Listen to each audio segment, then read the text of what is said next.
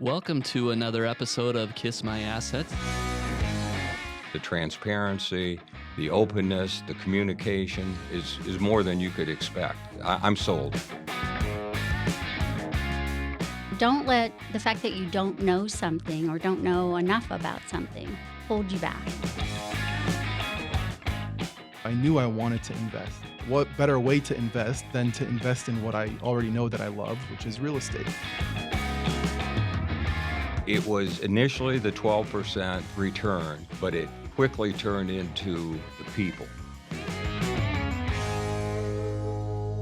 All right, welcome to another episode of Kiss My Assets. We have a great episode today, a great group of folks who are going to be chiming in on all of the interesting things happening around multifamily, around Arizona and the Southwest. And we have a lot of good data points that I think are important as an investor to understand. And we love digging into what these might mean now and in the future when it comes to multifamily. And to kick it off, we're going to talk about a topic that we often bring up lately, and that is housing prices and what that means for people who are looking to buy a home, people who are looking to potentially rent to save money versus buying a home. And we're going to start out at Globe Street. This article talks about how home price growth again picked up momentum in this last month. And now on average, in the last 6 months, home prices are up 5% since February. So it's a trend that we continue to see, and this is national data that we're looking at. Each market with real estate is always different. Real estate is very local, but in general, home prices continue to climb, even though the cost of buying a home continues to climb because interest rates are also climbing. So home prices continue to go up. And I want to start off with our team. I'm going to intro everybody. Bart is in investor relations. Bella and Heather are both on our asset management team and property management. And so we see a lot of different things, talking to investors and then also working with tenants and residents who live at our properties. So I want to start off with Bart on what do you think about this article? What was the thing that stood out to you? Just everything we talk about here at Neighborhood Ventures. As home prices continue to go up, we saw it stagnant a little bit, but it's continued to increase. People are going to continue to choose to rent, which is good for us being multifamily managers. Right. I think it's interesting how everyone keeps saying, oh, it's going to go down. It's going to go down. But even in this article, it shows that the pricing, year over year, July 2022 to July 2023 was up by 2.5%.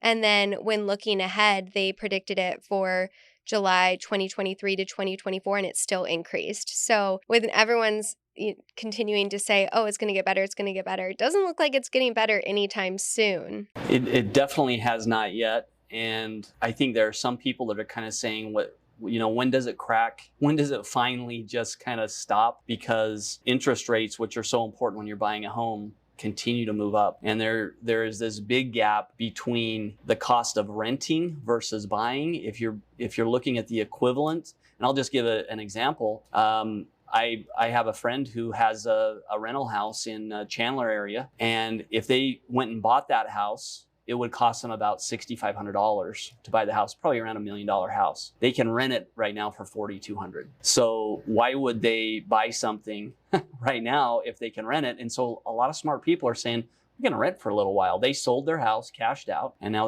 they just signed a year lease on this property. Yeah, and they have an extra $1,300 of liquidity on a monthly basis where they can go reinvest that into things like MV Reed or venture on 36th Street. And the smart people, they do that. They're not blowing it on short-term things. They're putting it away, and that's what they're doing.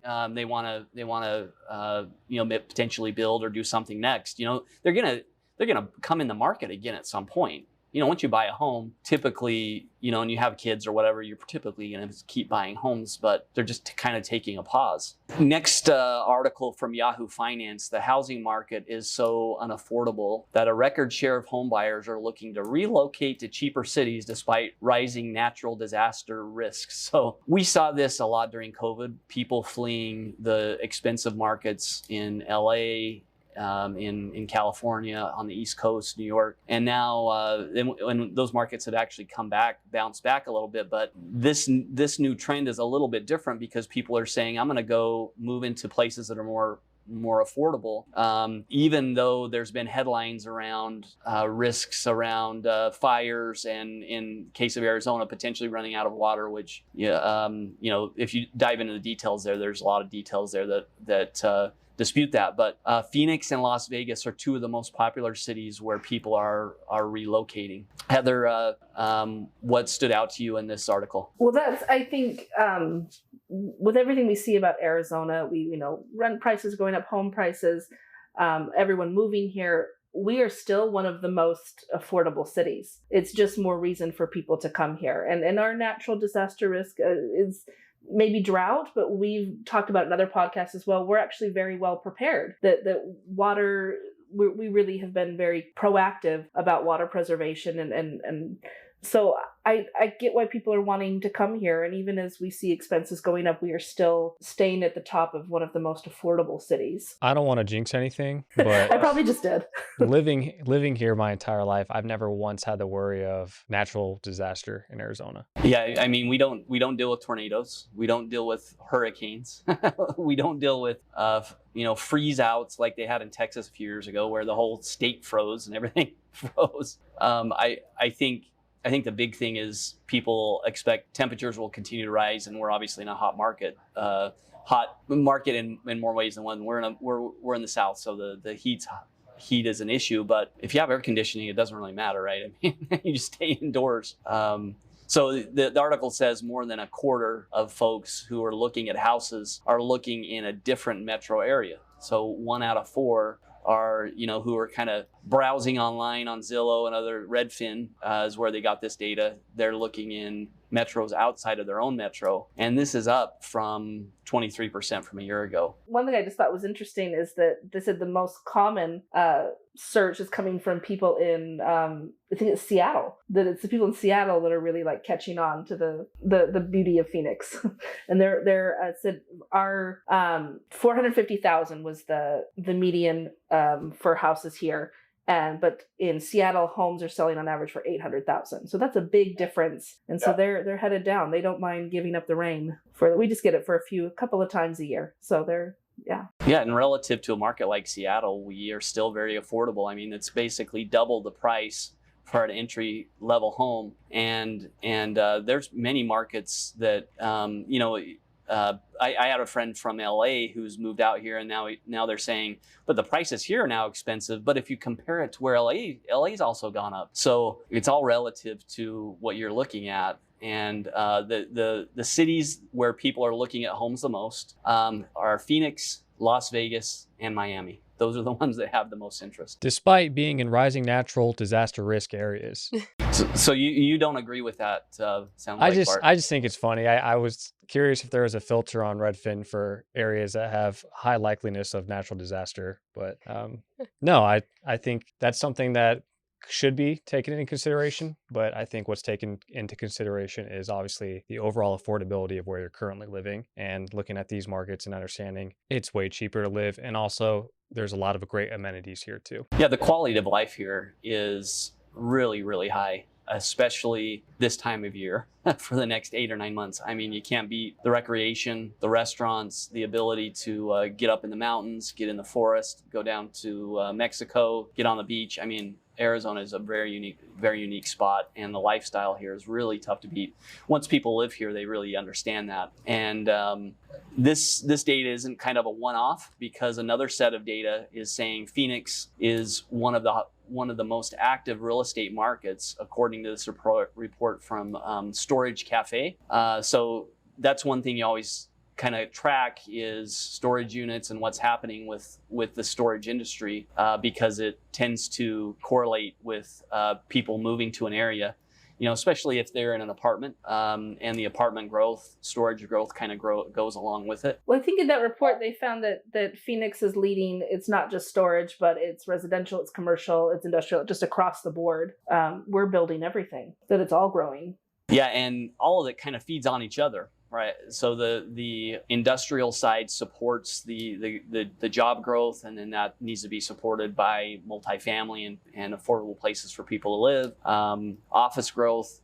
And this article talked about how the industrial sector has really been one of those areas in Phoenix that has seen tremendous growth. And we've seen this from places like Amazon and Apple and Google, who are moving here and having larger presences here, both with data centers, but also logistics. And, I know a lot of people who work at Amazon. It's kind of become, this is definitely a hub for that area.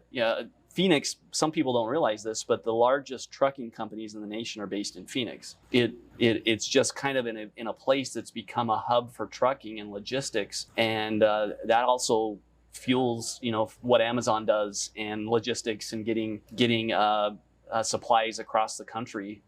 It makes sense that they would invest in a market like that as well. And it's great that all of these, like between residential, commercial, and industrial, that has supported the growth that is taking place in Arizona. And in Phoenix specifically, in the article, it listed that there's 29 million square feet in industrial space, 4.4 million in storage space, then the 32,000 single family permits and 49,000 multifamily permits, and that all correlates with the growth. And like you said, Jamison, those companies that are moving here, those people or those companies provide the jobs that are needed. But even those that work remote are choosing to live in an area like Phoenix, like we talked about in the last article, where life is great out here many months of the year. And so that's really contributing to the growth in multifamily. Yeah, they really all go together. And, commercial real estate, the umbrella of commercial real estate, there's several asset classes within that umbrella. The first one is office. Then you have retail, and retail includes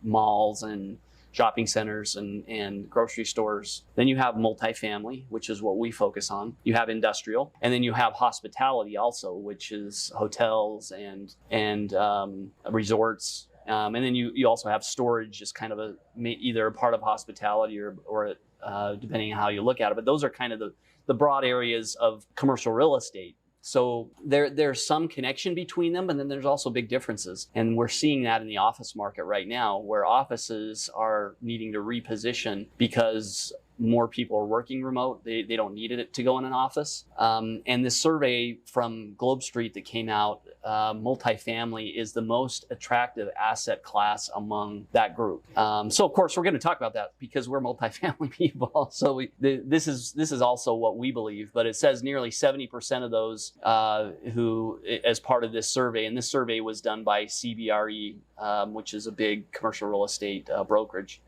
Nearly 70% of those operating in the Americas said they expect to keep their allocation to real estate about the same in 2023. And then another 20% said they expect that amount to increase. The Sun Belt and the Midwest and the Northeast markets were big focuses in the survey. And the number one asset class among those is multifamily.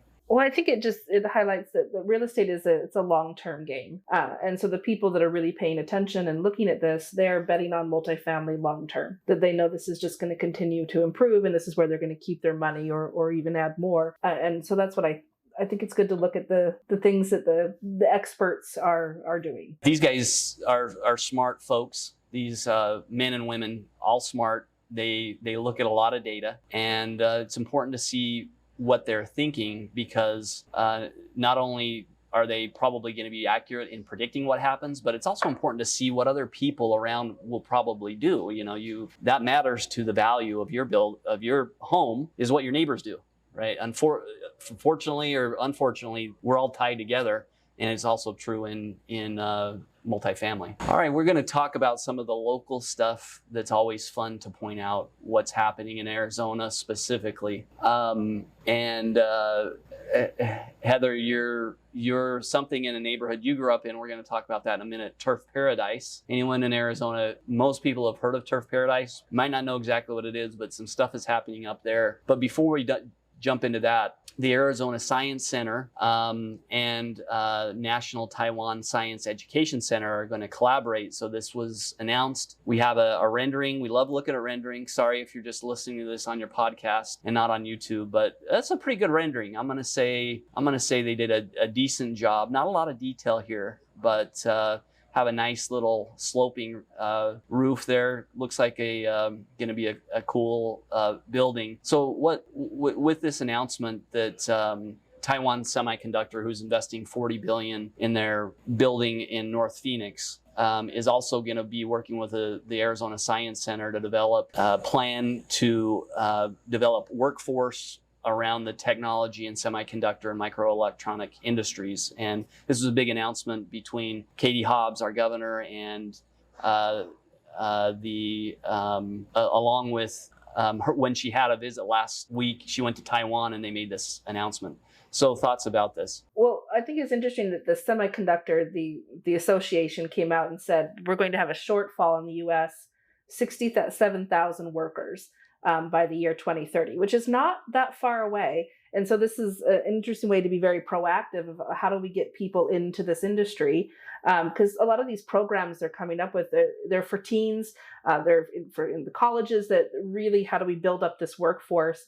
And I think Arizona is becoming kind of the semiconductor hub. You know, they're all wanting to come here. And so I just think this is kind of incredibly interesting what they're doing now for something they see ahead, and just really interesting when it comes to how job diversity here is changing and growing. Yeah, in the article it says Arizona Science Center and NTSEC, so the National Taiwan Science Education Center, will also provide opportunities for the organizations to collaborate on visitor experiences, including new exhibits focused on semiconductors or STEM, as well as professional staff development and educational and virtual programs for students. What I love about that is that the Science Center seems to finally be getting an update. I took my girlfriend on a date there about 3 months ago, and I remember the same exact field trip that I went on when I was in 4th grade, with those kids doing the same exact thing that I did. So it'll definitely get some updates, and that's very exciting to me. Yeah, and I mean, you're a young guy and everything, but that's a while ago. Fourth grade, it's due for an update. And, 20 plus years ago. Yeah.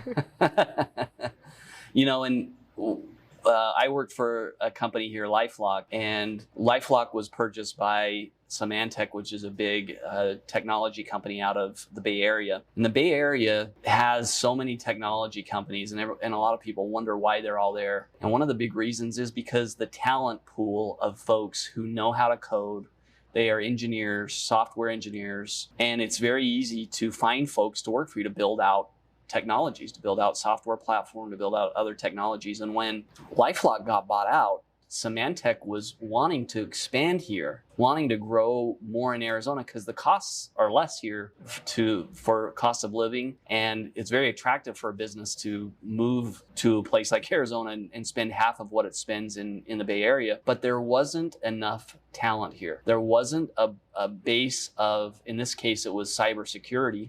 There wasn't a base of people who really knew cybersecurity like there is in the Bay Area. So they tried for a little while, ended up retreating and keeping most of their coders and that real technology skill set that's in the Bay Area. So they kept that there. So I love seeing these sorts of initiatives. To Heather's point, you know, as this grows and we become a hub for semiconductors, we need to start nurturing folks in the young years and in university in this way. So I love to see these types of initiatives. Well, it looks like the Maricopa, the community colleges, they have a 10-day semiconductor technician quick start program. And just in their first year, 684 students enrolled. And I thought that's pretty good for that first year. That this is something people are interested in, and it's good to see that college is good for a lot of people, but there's a lot of options available. There's things in the trades and in these kind of things that I think this is just really great for Arizona. It's important stuff. We got to pay it forward. We have to invest in this type of education, not just your traditional education, which is also important, but this more tactical skill set education. Love to see that, and I think it's really important for Arizona to continue to thrive. Speaking of education, Arizona State University is once again the top spot for innovative colleges for the U.S. News and World Report. And we do have a few folks who went to ASU, a few folks who graduated from ASU. I went to ASU for a little while, ended up graduating somewhere else, but Bella is a proud Cronkite School of Journalism graduate. So Bella, what do you think of the news? Your school is again top spot in Yeah. innovation. I think that we joke about it. We see it everywhere. We see the big billboards and signs that say #1 in innovation. They milk it a little bit. They make sure they Yeah, know. but it's honestly true. I remember one time I had a moment where I was, thinking to myself how great ASU was in the realm of setting you up for getting a job outside of the real world, like outside in the real world when you graduate, and how they do that. And I'm sure other schools do too, but you get to, like, you have to have if you're in a specialized program, like I was in the Cronkite School of Journalism, you have to have an internship in while you're in school in order to graduate. They make that a requirement, so you're out there exploring your field before you're even graduating. You have to take these different classes that are going to set you up for success in that realm of things. And you think nowadays going to college that you're going to get that with any degree, but I haven't heard the same success stories from others that have gone elsewhere. And so I think ASU just does a really good job of setting their students up for success post-graduation. But then also anytime you drive by ASU, there's a new building popping up. And so that right there shows that the effort and commitment they're putting in to expand their campus. And even in the article called ASU Stays in the U.S. News for Top Spot Innovative Colleges, that article talked about the medical school that ASU is thinking about releasing, and that right there just shows how they're always growing. Yeah, the president of ASU, Michael Crow, is a little bit of a controversial figure in some cases, but has certainly pushed ASU in an innovation direction, and it's a priority for him. And ever since he showed up, almost 20 years ago now, the buildings continue to go up. The school continues to push forward, and you have to credit him for that. And it's also great to hear the outcomes, like your outcome, where you can actually land a job after you graduate, pay off your student loans. A lot of people aren't able to do that, so that's a big thing. And then the fact that they are pushing forward to potentially open a medical school, which anyone who's applied to med school knows there's not enough med school openings to accommodate the folks who want to get in. It's very difficult, so there's always going to be a big market there. So I think good things continue to happen at ASU. A real rebrand from when I was there, which is about 20 years ago.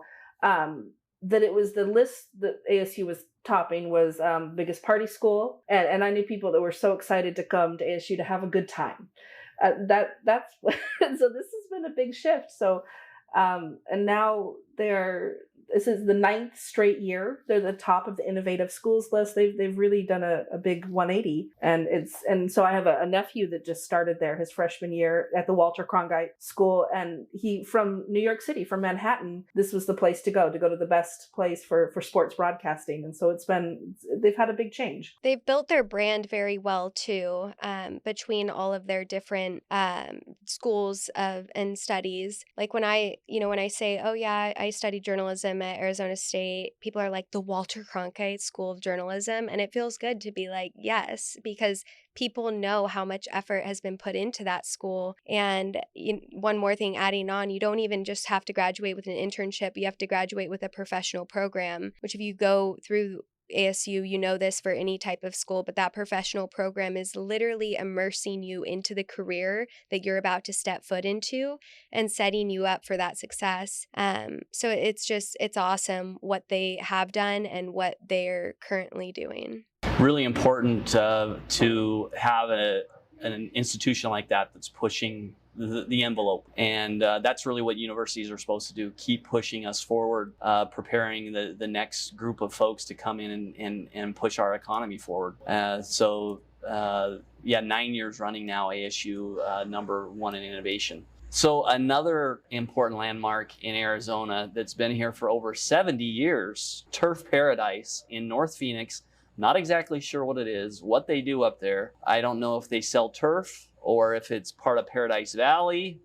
So Turf Paradise, I really don't know. I just know that it's a big deal. So Heather, I know you grew up around this place. So what is Turf Paradise? And then the big thing is the owner is starting to shop it to move on from the business and sell it to somebody else. Yeah, so it's been there, over 70 years. It's a horse racing and betting track. Oh, well, Turf Paradise, that makes perfect sense. Yes.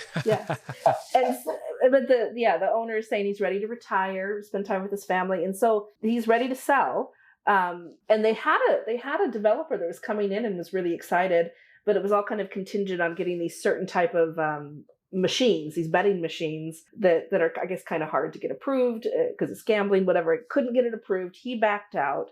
He's very sad about it, and so they are now shopping it around again. Okay, so they were going to keep the horse racing and add some betting elements to it. Yeah, and now they're shop. So this isn't the first time this guy the owner has shopped it. Jerry Sims is the name of the current owner. He's had it for 23 years. Yeah, and so the guy that was looking at it wanted to put in like a data center. He wanted to really kind of a lot of industrial things. It's a huge property.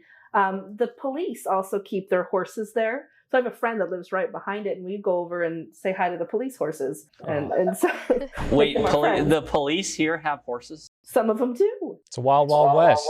I don't even know where I live anymore. I have never seen a horse. This is my neighborhood. Oh, I've seen wild horses in like Cave Creek area. Scottsdale, I've seen Scottsdale PD ride a horse every now and then. That's true. All Phoenix is full of surprises. So who all, just a little survey, who's ever been to Turf Paradise to actually see a horse race? Oh, okay. So am I alone in this? One out. Losers. I didn't even know it was an option. So maybe it's time to go watch a horse race before this place closes down. They do have a big land footprint. And this is what tends to happen over time with development is these guys took a lot of land. They bought it 70 years ago when there was nothing in that area.